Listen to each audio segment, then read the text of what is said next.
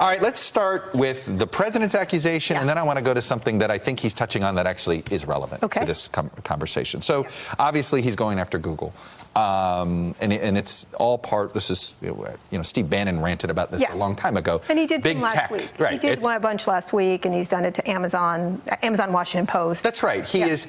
Part of it is maybe he doesn't understand the tech world. No. But I think that's a big part of it. But the other part of it, it just feels ironic. It's like, is he saying that you guys must stink because I was able to manipulate your system and look what I did? I mean, I don't mean to be that cynical. But is there any basis to his attack? No, none whatsoever. And I'm not one to defend the tech industry. You know that. I'm very particular about certain things they've done, and I'm very interested in these hearings next week where a lot of the leaders are going to come and some of the problems they had with Cambridge Analytica and things like that. But in this case, he's completely wrong. He doesn't know what he's talking about. I want to go to that State of the Union attack, because this is the problem that's happening on social media. The irony is, it's basically Twitter has allowed this to happen, whether they like it or not.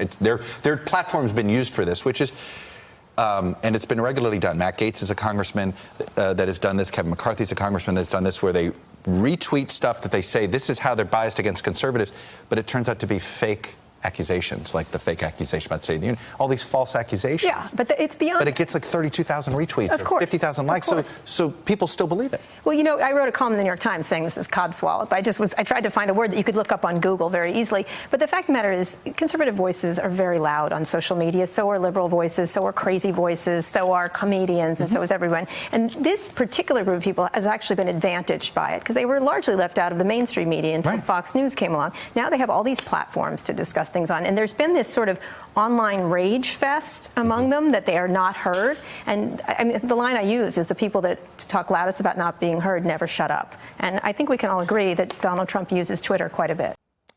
Hello, YouTubers. If you're watching this, it means you've checked out our channel, so thank you. Now do me a favor, subscribe by clicking on that button down there.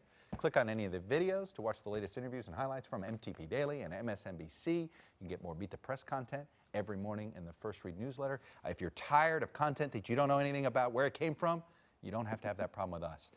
NBC News, MSNBC, MTP, and the Meet the Press mindset right here for you on YouTube. Subscribe now.